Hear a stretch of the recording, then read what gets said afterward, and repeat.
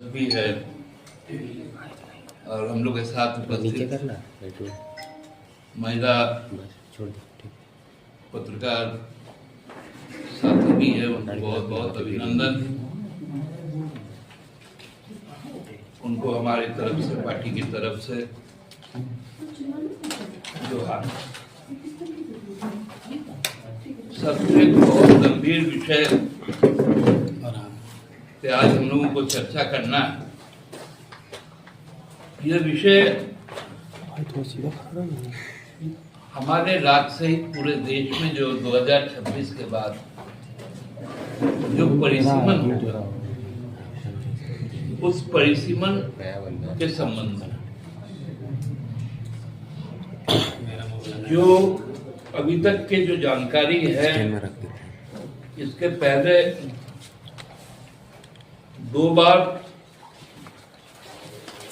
एक 1976 में और फिर 2008 में परिसीमन हुआ और दोनों वक्त लोकसभा की कुल संख्या 543 ही रही। और जब 543 का इसलिए रखा गया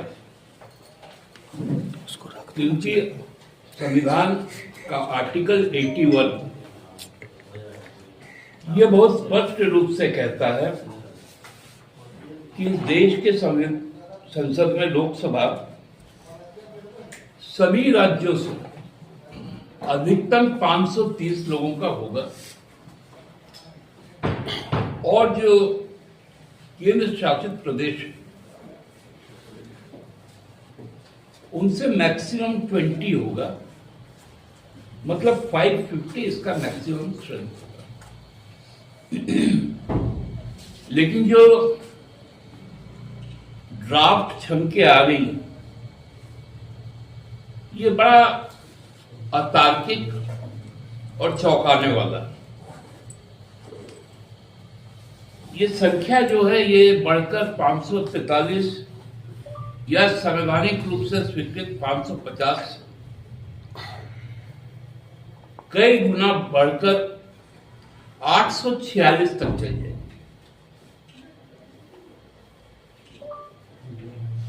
और मजेदार तथ्य है ये कि 2008 में 6 से शुरू हुआ था डिलिमिटेशन। आपको याद होगा उस समय भी हम लोगों ने आंदोलन किया था इस राज्य में, और उस वक्त भारत सरकार ने झारखंड को और नॉर्थ ईस्ट को एग्जेप्टेड किया था, क्योंकि हमारी जो बनावट है, हम जो 5th शेड्यूल के स्टेट है, उसमें हमारी जो प्रतिनिधित्व का प्रतिशत है उसमें बहुत आघात होने वाला। एक जबरदस्त संगठित आंदोलन हम लोगों ने किया और उसके बाद हमारे ऊपर वो लागू नहीं। लेकिन अब जो ड्राफ्ट आया है उस पर हम भी हैं, साथ साथ देश के भी सभी राज्य। 2001 का ही पॉपुलेशन को, सेंसस को इसमें लागू किया गया, मतलब 25 साल का जो गैप हुआ उसको नजरअंदाज कर दिया गया।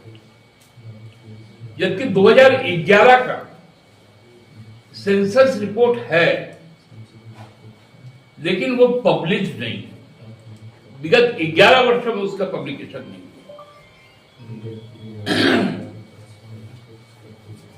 आप देखिएगा, कुछ मजेदार तथ्य आपको बताते हैं।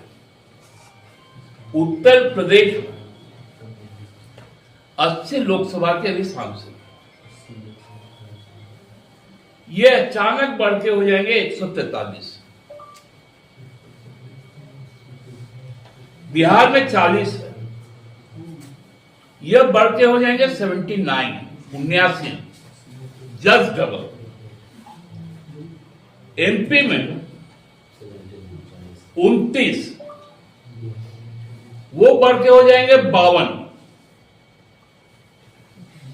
गुजरात 26, वो बढ़ के हो जाएगा 43। राजस्थान 25, उसको सिंपली इंटू 2 कर दीजिए 50। महाराष्ट्र 48, वो बढ़ के हो जाएगा 76। तमिलनाडु 39, बढ़ के होगा 49। कर्नाटका 28, बढ़ के होगा 41।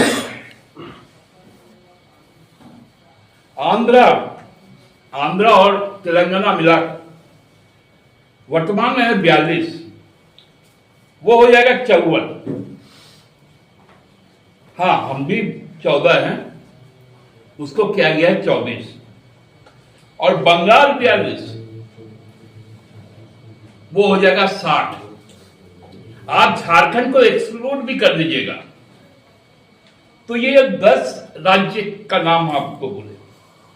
इसमें कुल सीटों की संख्या 647,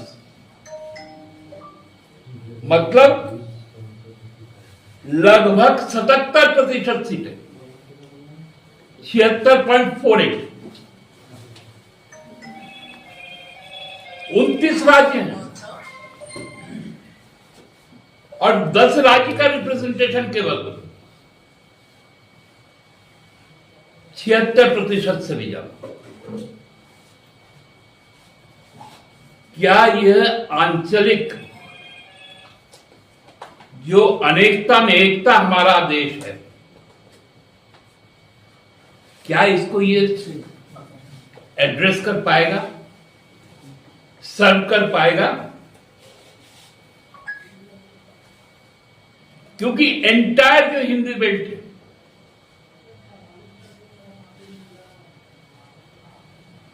जिसको हम कह सकते हैं पूर्वी भारत, मध्य भारत और उत्तर भारत। पूर्वी भारत कह रहे, पश्चिमी भारत, मध्य भारत और उत्तर भारत की संख्या इतनी प्रबल है कि जो हम पूर्वी भारत, पूर्वोत्तर भारत और दक्षिण भारत के लोग हैं, हमको डिप्राइव करने का एक कोशिश है।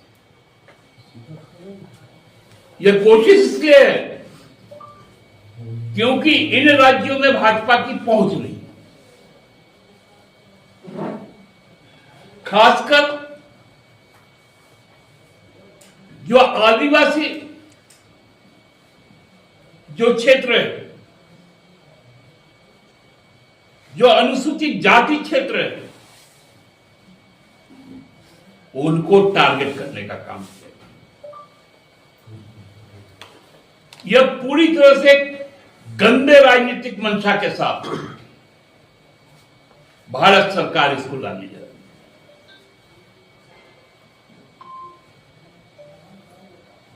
2001 का डेमोग्राफी 2025 में परसिस्ट करता है क्या? हम समझते हैं कि आप लोग यहां पर जितने भी लोग हैं, आप में से ज्यादातर लोग या हम कहें बहुसंख्यक लोग 2000 में रांची को देखे थे। कोई विद्यार्थी थे, कोई इस पेशे में भी आ गए, और वो रांची 2025 में है क्या? वो 2000 का झारखंड 2025 में है क्या?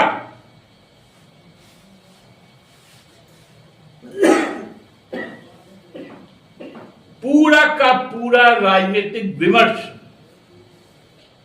इस ओर है कि भारत से दक्षिण को काटो, भारत से पूरब को काटो, भारत से उत्तर पूर्वी भारत को काटो। उत्तर पूर्वी भारत में एक भी सीट का चेंज नहीं है।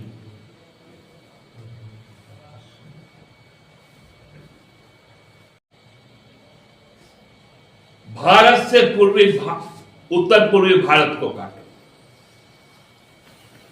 उत्तर पूर्वी भारत में एक भी सीट का चेंज नहीं है।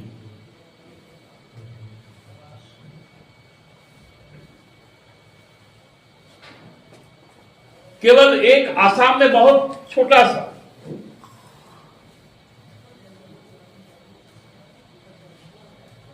आसाम में 14 से 21 हुआ।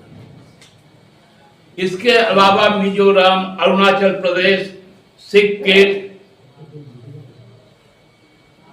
आपका मणिपुर, नागालैंड, कहीं से भी एक सीट की भी बढ़ोतरी नहीं। जितनी संख्या थी उतनी संख्या है। ये डेलिबरेटरी यहां के मूलवासी, आदिवासी, दलित और अल्पसंख्यक, इनको पूरी तरह से चुनावी राजनीति से उनके दखल को समाप्त करने का एक प्रयास है। ये भयावह। हम पिछले बार भी अपने राज्य में इस प्रकार की आशंका को देखते हुए हम लोगों ने आंदोलन किया।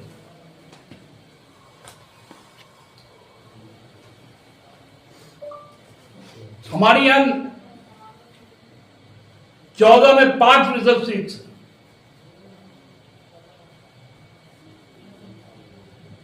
और 24 जब हो जाएगा तो चूंकि केवल फिफ्थ शेड्यूल का इलाका है हम लोगों का, तो वही 5 हो जाएगा, लेकिन 19 का फर्क पड़ जाएगा। ये है खतरा की घंटी। अब चूंकि जनजातीय राजनीति से, अनुसूचित जाति के राजनीति से, अल्पसंख्यक के राजनीति से इनको डर लगने लगा है, क्योंकि हेमंत सोरेन जी ने जिस नेतृत्व को आगे बढ़ाया है वो भाजपा के लिए एक डर पैदा किया और बहुत तेजी से और आगे बढ़ रहा है।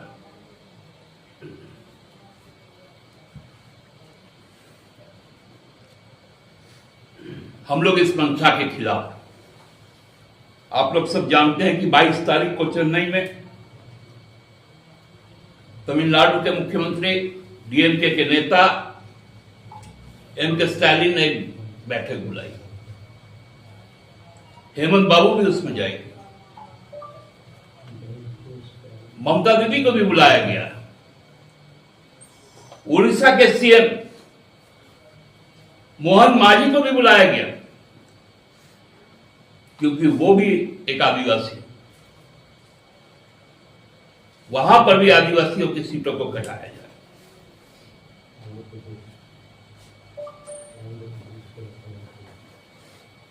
केवल और केवल राजनीतिक लाभ लेने की।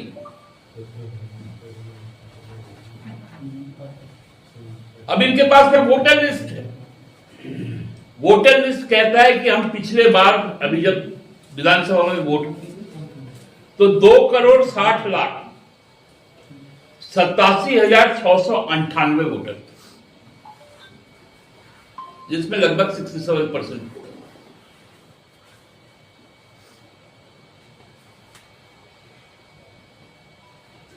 कई राज्य में तो, उत्तर प्रदेश जैसे राज्य में 30-30 करोड़ वोटर है, महाराष्ट्र में 9 करोड़ और बिहार में 20 करोड़ वोटर है।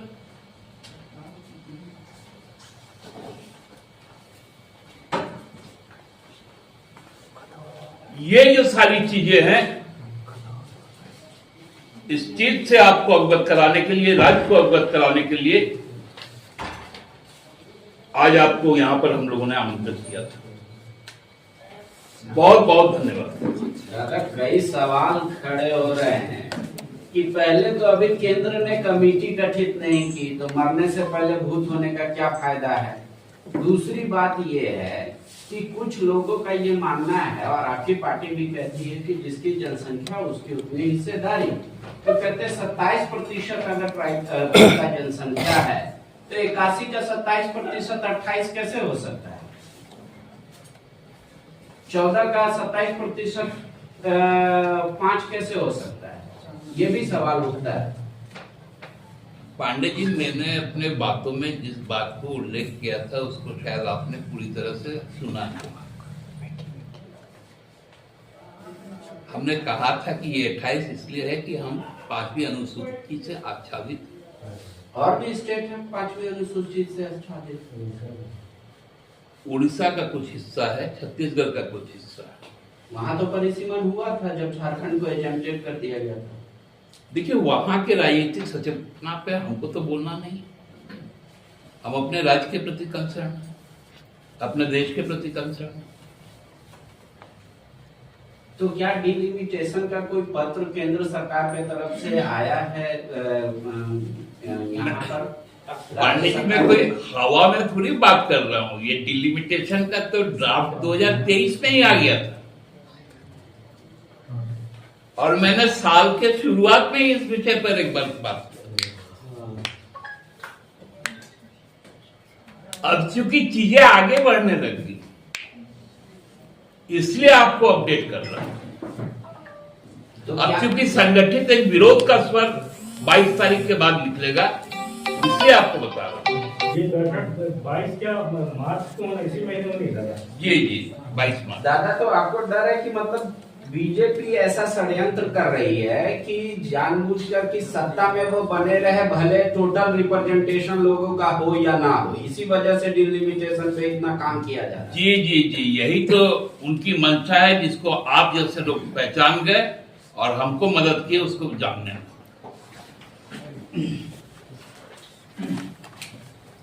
दादा, राज्य के बारे में कुछ नहीं बोला आपने, सिर्फ लोकसभा तक ही सीमित रखा आज का प्रेस कॉन्फ्रेंस। डिलिमिटेशन होगा तो राज्य के भी सीटों पर असर पड़ेगा। पहले तो लोकसभा का देख लेना, उसी अनुपात में तो आ जाएगा, क्योंकि लोकसभा में जो हमारी जानकारी है कि जो वोटर है उसका एक साइज रखा गया है 7.5 से 10 लाख, और उसके बाद विधानसभा का साइज रखा गया है। उसमें भी बहुत सारी चेंजेस होंगी, टोपोलॉजिकल इवेंट किया जाएगा विधानसभा के क्षेत्रों में। तो उसमें है कि 3 से 5। अब वो ऑफिशियल एक फिगर आ जाए, ये तो 2023 का ही जो डिलिमिटेशन कमीशन, क्योंकि ये एक दिन का प्रोसेस तो होता नहीं। अब चूंकि ये बातें अब जमीन पे उतरने लगी हैं इसलिए आपको बता। दादा, एक बार फिर आपकी सरकार ने अपना कमिटमेंट पूरा किया। महिला समाज की राशि आपने दे दी आज 7,500। 3 महीने का एक ही बार गया है दादा। विपक्ष बड़ा हल्ला कर रहा था। अच्छा, तो वो लोग हल्ला नहीं करेगा तो क्या करेगा बेचारा? एक तो एकदम थका हारा हुआ एक व्यक्ति को किसी तरह मना के अपना नेता बनाया, नेता भी बनाया। तो हम समझते हैं जब घोषणा हो रहा था तो बोल दिए कि भाई आदिवासी नेता है। रघुवर जी तो बोलते थे कि वो नेता ही नहीं है, और वो तो कोई रिजर्व सीट से चुनकर आए नहीं। दादा, लॉ एंड ऑर्डर को लेकर सवाल खड़ा हो रहा है। कल जो है ये बहुत गंभीर विषय है और सरकार ने भी इसको संज्ञान में लिया है। पुलिसिंग में कोई कमी ना रहे इसको लेके हम लोग भी बहुत चिंतित हैं। लेकिन कुछ वक्त जब दिया बुतने के पहले बहुत जोर उसका लॉ बढ़ता है तो ये शायद उसी दिशा की ओर इंगित करता है। दादा, एक सवाल है मेरा, अगर आप चाहें तो। नहीं, आप जो चाहिएगा हम वही करेंगे। अभी कई डीसीओ ने आदेश दिया है कि भाई जो फर्जी अकाउंट पाए गए मैया सम्मान में, या तो उनका पैसा रिकवर करो, FIR करो। क्या आपको नहीं लगता कि सरकार को पहले उन अधिकारियों पर कार्रवाई करनी चाहिए थी जिन्होंने लापरवाही करके दे दिया? क्योंकि सरकार का नियम तो कोई बदला नहीं है। आखिर कैसे उनके अकाउंट में चला गया पैसा? या फिर जो विपक्ष कहता है उनके आरोपों में सत्यता है कि चुनाव के समय ये देखना ही नहीं था कि किसके अकाउंट में जा रहा है, जिसने फॉर्म भरा सबको दे दो। देखिए, प्राइमरी फेसिया क्या होता है कि जो आवेदन करता है वही दोषी होता है। आपने जो तथ्य है उन तथ्यों को छिपाया है। यदि छुपाए हैं तो आपका तो रिकवरी होगा, और उसके बाद ये तय होगा कि उन तथ्य को छिपाने में किन्होंने मदद की। यही है प्रोसेस।